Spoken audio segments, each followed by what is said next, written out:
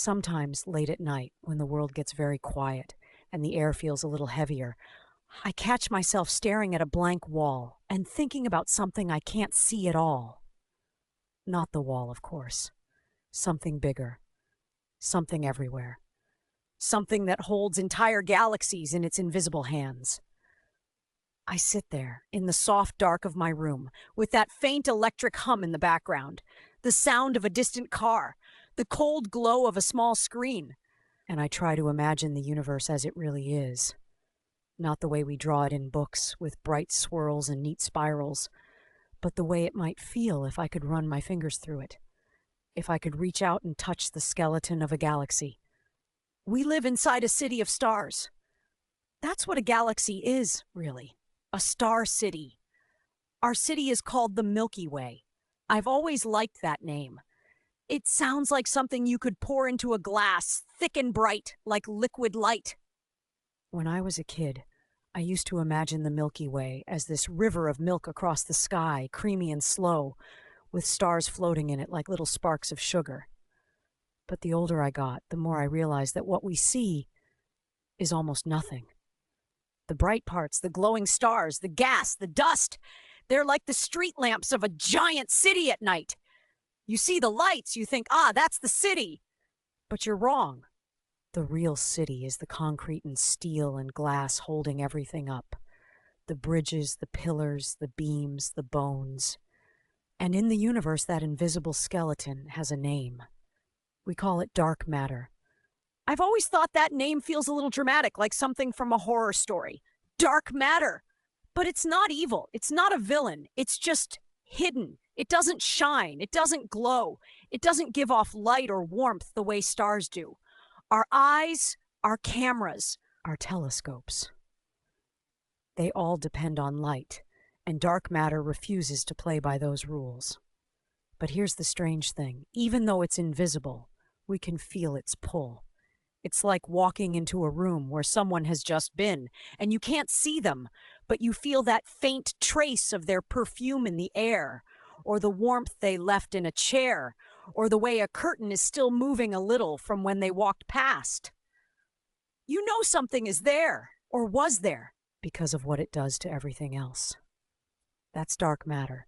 We can't see it, but we can see what it does to galaxies. Imagine taking a galaxy and spinning it like a giant disk of stars. You would expect the stars near the center to move fast, and the stars near the edge to move more slowly, like cars on a merry-go-round. But when astronomers measured how the stars were moving, they found something weird.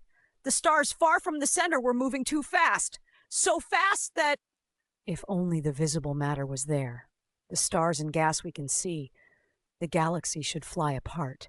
It should rip itself open like a spinning pizza with toppings flying off. But it doesn't. It holds together. Something is holding it. Something heavy.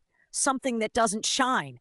That's when people started to realize there must be more mass than what we see. A hidden weight, an invisible architecture, a ghost structure wrapped around the galaxy like a giant unseen halo. I like that image. A halo. Not the glowing kind over an angel's head. More like a vast, almost hollow cloud of invisible stone, stretching far beyond the luminous part of the galaxy. If you took the Milky Way and looked at it from far away, the stars would form a thin glowing disk, but the dark matter would be this huge puffy cocoon around it, like a shadow city that never turns its lights on. Sometimes when I walk home at night under orange street lamps, I think about that. I see the lit windows in tall buildings, and I picture the dark spaces in between, the empty stairwells, the silent, unlit rooms. The visible lights are like stars.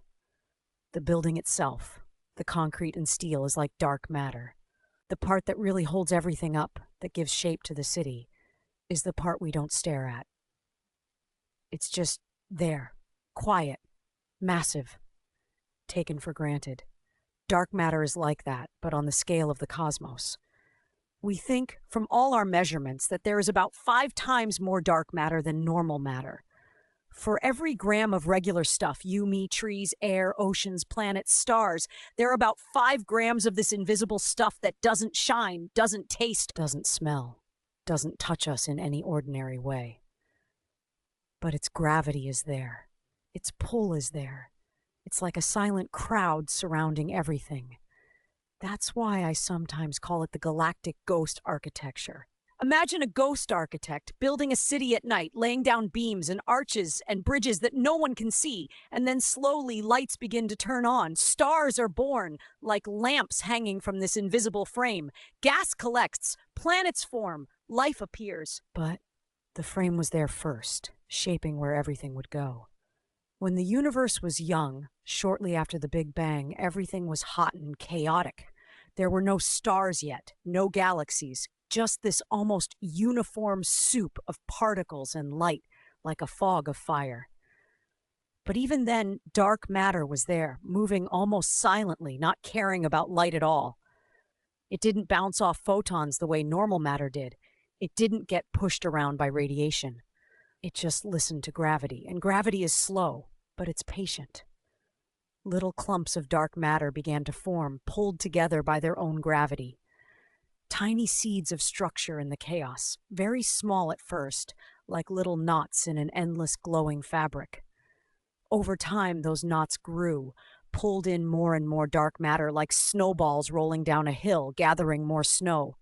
Slowly, they turned into big clumps, and those became the halos.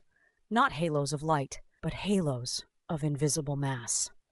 And inside those halos, normal matter, the stuff that reacts to light, began to fall in, like dust settling into the cracks of a giant, invisible sculpture.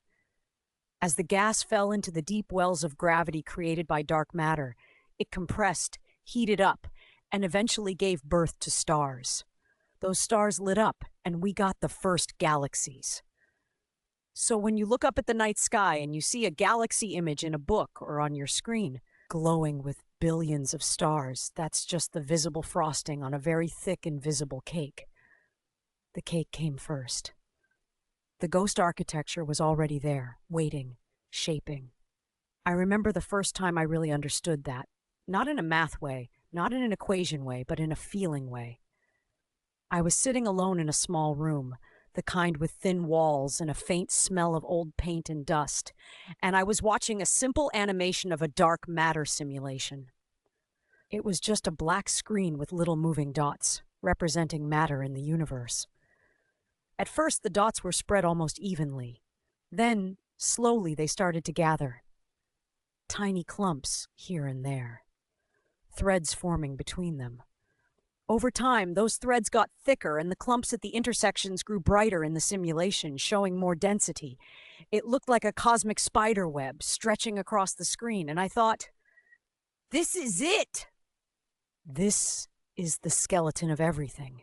This is the ghost architecture of the universe. I could almost feel it under my skin, like a chill, like realizing that the floor you're standing on is sitting on another, much larger floor you never knew about. Those clumps and threads in the simulation are where the galaxies live. They follow the dark matter. They sit in its valleys like lakes, filling in the low places in a landscape. We call that big pattern the cosmic web. Long filaments of matter, with galaxy clusters sitting at the knots like bright beads on a string. But most of that web is dark matter. The galaxies are just the glowing dust clinging to it. Sometimes when I walk through a city at night and I look up at the tangled mess of telephone wires and power lines crisscrossing the sky, I think of that web.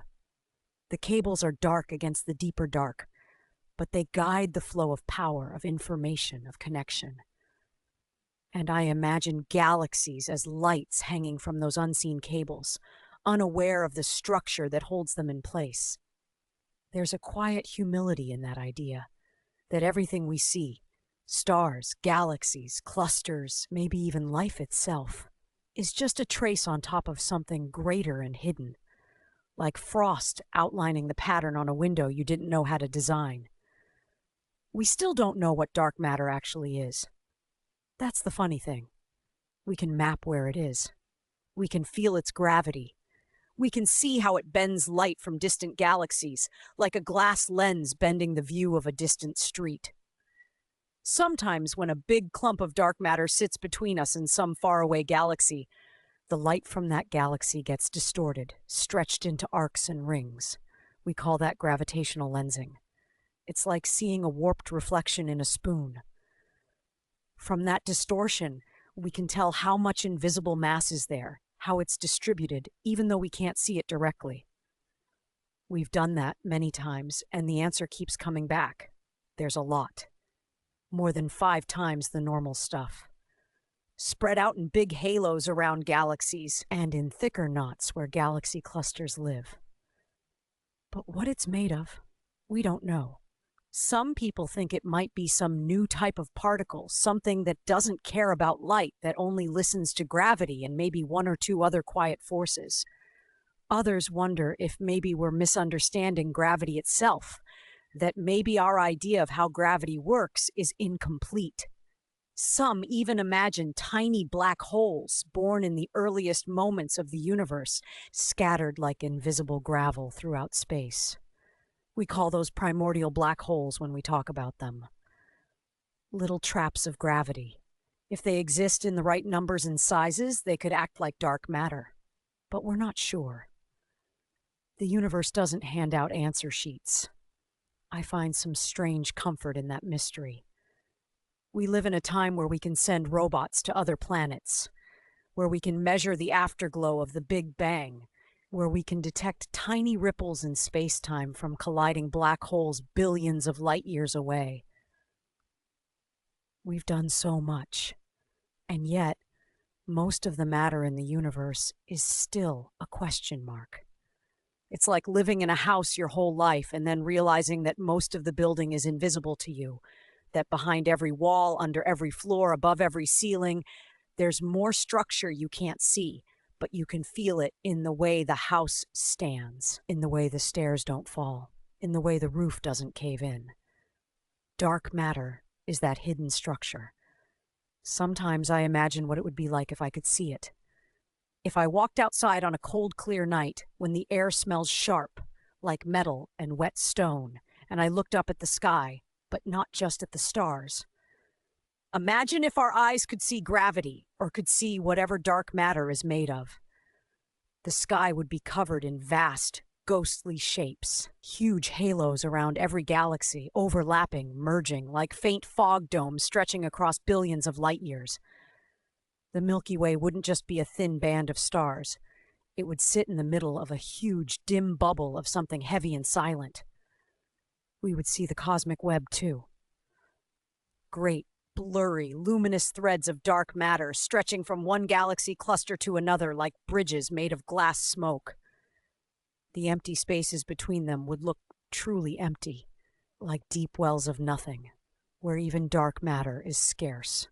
Those are the cosmic voids, the deserts between the highways of the universe. If we could see that, if we could see the ghost architecture, I think we would feel very different about our place here. We wouldn't think of ourselves as just floating in some random black emptiness. We'd know we're sitting inside a vast, invisible structure, like an ant inside the beams of a cathedral. I remember a night when the power went out in my neighborhood. Everything went dark, all at once. The fridge stopped humming. The little LED lights on devices vanished. Outside, the street lamps died. The world was suddenly much bigger and quieter. I went outside and looked up. With no lights around, the sky was sharper. More stars appeared. The Milky Way was faintly there, like a soft cloud of dust smeared across the night. Standing there, I felt this odd mix of smallness and safety. Small because the sky was so huge. Safe because somehow it all held together. The stars were not flying apart. The galaxy was not ripping open. Something was holding everything in its place, like unseen hands cupping water. That something is mostly dark matter. The stars in our galaxy orbit the center like bees around a hive. But they're not just responding to the visible mass. Most of the pull they feel is from that dark halo around us, stretching far beyond the furthest stars we can see. It's like we live in the bright inner room of a giant, shadowy house, and we've only just begun to feel the weight of the walls. On some nights, when I lie down and close my eyes, I like to picture the Milky Way from the outside. I imagine drifting far, far away until our galaxy is just a swirling disk of light. I see the spiral arms with their clusters of young blue stars, like little sparks, and the redder, older stars in the thick bulge at the center. I see dark dust lanes cutting across the glow like smoke trails. Then I imagine turning on a different kind of vision, one that can see dark matter. Suddenly, around that thin disk, a huge, faintly glowing sphere appears, much bigger than the visible galaxy. It looks like mist, but it has weight. The spiral disk is just a small, bright coin embedded in the heart of this enormous, ghostly cloud. That cloud is not smooth. It has a grainy texture, like it's made of tiny clumps and streams, relics of smaller halos that merged together long ago. Some of those smaller dark halos might still be orbiting inside the main halo, like little ghost satellites. They might host small, dim galaxies with only a few stars. Or maybe some of them are almost entirely dark, with no stars at all. Little pockets of gravity, wandering unseen. When I think about that, I imagine walking through an old building and knowing that there are hidden rooms behind some of the walls, sealed off long ago, full of air and dust and silence. You never see them, but the building remembers them in its shape. Dark matter halos feel like that. Ancient, hidden rooms in the architecture of the universe. We try to catch them, of course. We build delicate detectors deep underground, in mines and caves, far away from noise and radiation. Tanks filled with ultra-pure liquid, crystals cooled to near absolute zero, cameras waiting for the faintest, rarest sign that a dark matter particle has bumped into something, left a little whisper of energy. Most of the time, they just sit there in the dark, listening, waiting. I imagine those labs at night, with cold air and quiet hallways, the faint buzzing of electronics, and somewhere, deep below, a silent chamber surrounded by rock, bathing in an invisible ocean of dark matter streaming through the earth. If dark matter is made of particles, they're passing through us all the time like a constant ghost wind. We don't feel it. We don't smell it. It doesn't push on us the way normal wind does. But it's there if our theories are right. There's something very human about that scene. People building fragile instruments to try to hear the softest footsteps of the universe, leaning in, holding their breath, hoping that just once the invisible will say hello. And yet, even if we never detect a single particle directly, we still know something important. Without dark matter, galaxies as we know them wouldn't exist. The universe would look very different. The gas clouds that became stars would have had a harder time coming together. The cosmic web would be thinner, weaker. Maybe there would be fewer galaxies. Maybe they'd be smaller, more fragile. Maybe we wouldn't be here at all. Our existence is tied to this invisible architecture. It's a strange thought. Everything we care about, every memory, every taste of food, every voice we've ever heard, every laugh, every cry, all of it is happening inside a structure built mostly from a kind of matter we don't understand. We are like moss growing on the surface of a stone we can't see. Sometimes when I eat something simple, like warm bread fresh from the oven, and I feel the soft crust crackle under my teeth, the steam hitting my face with that yeasty, slightly sweet smell, I think about how physical and solid that moment feels, how absolutely real. And then I zoom out in my mind, from my hands holding the bread, to the room, to the building, to the city, to the planet, to the solar system, to the galaxy, to the halo of dark matter wrapping around it all. This one bite of bread, this tiny human warmth, is suspended inside a ghost architecture that stretches for hundreds of thousands of light years. It's almost funny. We argue about small things. We worry about emails and deadlines and notifications. Meanwhile, we are drifting through an invisible sea of matter that has been shaping the universe for almost 14 billion years. I don't say that to make our worries sound silly. They matter to us. They are real, and they hurt, and they heal. But it puts them in a certain light. A soft, distant light, like starlight reaching us across empty space. Dark matter doesn't care about our stories. It doesn't have feelings, as far as we know. It doesn't wake up in the middle of the night wondering about its purpose. It just is. It follows the simple rules of gravity. It gathers. It clumps. It forms halos. It makes wells in the shape of space-time, and into those wells, gas falls, stars ignite, planets spin, and on at least one of those planets, a small creature sits in a quiet room and whispers about dark matter into a microphone. If you listen closely, there's a kind of poetry in that chain of events. Sometimes I imagine an alternate universe where dark matter is different or doesn't exist. Maybe in that universe, galaxies never really form. Maybe everything stays more spread out. Maybe stars are rare and lonely, with huge distances between them. Maybe there is no Milky Way, no spiral arms, no thick disk of stars. Maybe there is no Earth, no oceans, no forests, no people. In that sense, dark matter isn't just architecture. It's opportunity. It's the scaffolding on which complexity can grow. It's the quiet stage on which the drama of light can play out. There's something beautiful about that. The idea that the greatest, brightest shows in the universe, galaxies, nebulae, clusters, all need this dark, silent support structure. It's like a theater. You see the actors on stage, lit by spotlights moving through their lines. You don't see the beams above, the cables, the backstage crew, the black painted walls. But without them, the story couldn't happen. Dark matter is the backstage of the cosmos. I think about that when I sit in a dark movie theater just before the film starts. There's that low murmur of people settling in, the smell of popcorn, butter, sugar, the faint stickiness of the floor under your shoes, the soft whisper of clothing. Then the lights dim slowly. The screen is just a blank, pale rectangle. The room becomes a dark box, held up by beams and bolts you can't see. Then suddenly, light appears on the screen. A world opens. You're inside a story. That's what galaxies are. Stories of light inside a dark box of matter. And here we are, inside one of those stories, trying to understand the box from the inside. It's easy to feel small when you think about these things, to feel like a speck on a speck inside a speck. Sometimes that feeling can be overwhelming, like standing on the edge of a cliff and looking down into a fog you can't see the bottom of. But there's another way to feel about it. We are part of this architecture. We are not separate from it. The atoms in our bodies, the ones that came from stars, are moving through the gravitational field shaped by dark matter.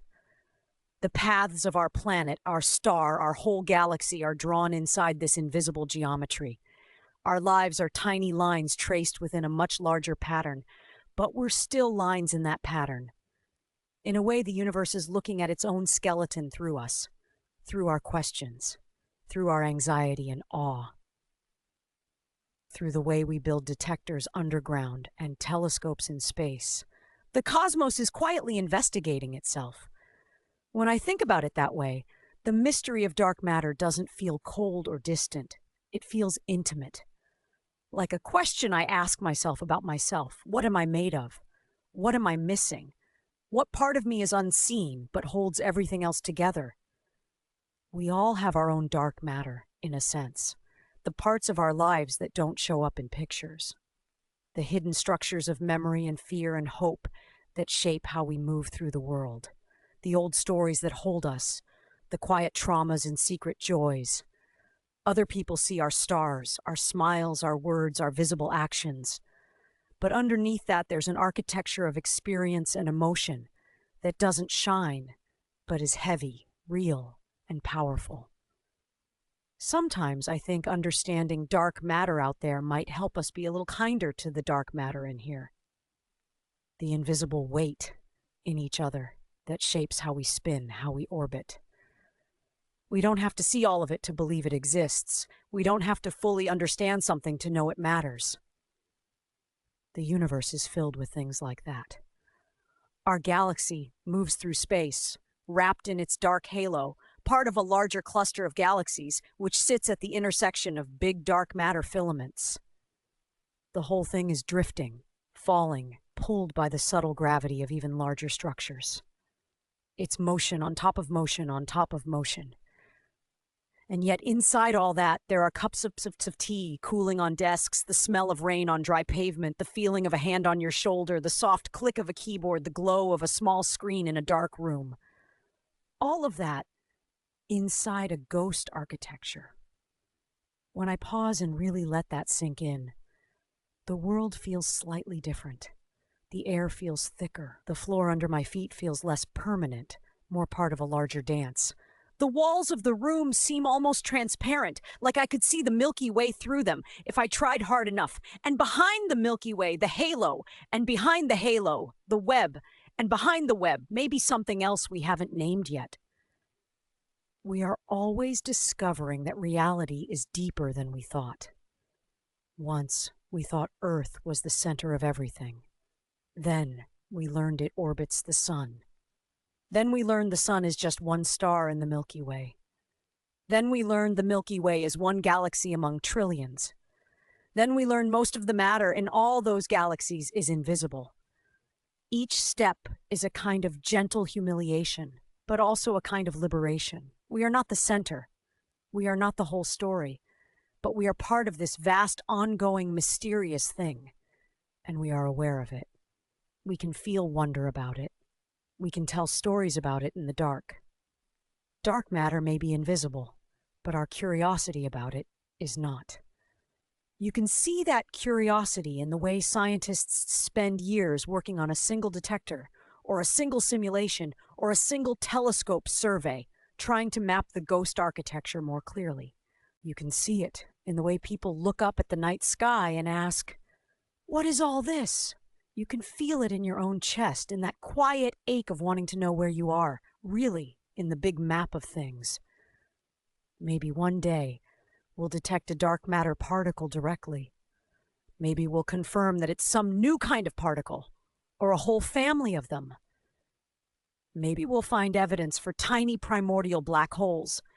Maybe we'll have to change our idea of gravity itself. Whatever the answer is, it will be folded back into our story. Another piece of the puzzle. Another way the universe has of whispering, "You were missing this piece. Here it is. Now go on." Until then, we live with the ghost. We move inside its architecture, unaware most of the time, just going about our lives.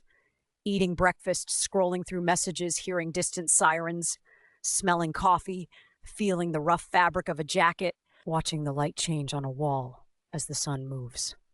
All the while, a dark halo cradles our galaxy. All the while, the cosmic web holds our cluster like a knot in a net. And somehow, that makes these small moments feel more, not less, precious to me. Because they are not separate from the universe. They are not happening inside life while the universe does its own thing somewhere else. They are part of the universe's own unfolding. Tiny threads in a colossal tapestry of matter, light, and time. You and I, sitting here together in this sound and silence, are part of the Galactic Ghost architecture's story. The fact that we can even say the words dark matter means that the universe has grown structures complex enough to look back at itself in wonder. I don't know what dark matter is made. I don't know if we'll solve it in 10 years or 100 or never. But I do know this. Something unseen is holding galaxies together, is shaping the great cities of stars, is carving out the cosmic web. And inside one of those galaxies, on a small world circling a medium star, there is a thin layer of life, asking why. Maybe in the end, that's what matters most about dark matter to us. Not just that it's there, but that it invites us into a deeper kind of seeing. A kind of seeing that goes beyond light.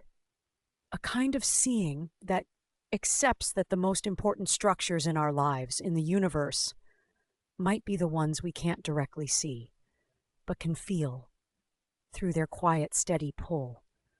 So tonight, or some other night, If you find yourself awake in a dark room, with the faint smell of dust and fabric in your own skin, with the distant sound of traffic or wind, with a soft glow from a screen or a street lamp sneaking under the curtain, maybe take a moment and picture it, the Milky Way spinning slowly, wrapped in a vast invisible halo. That halo connected by ghostly threads to other halos, forming a giant web. That web stretching across space, the framework on which all the bright beauty of the universe hangs. And you, just breathing, just existing, a small point of awareness inside that grand architecture, not separate from it, not outside it.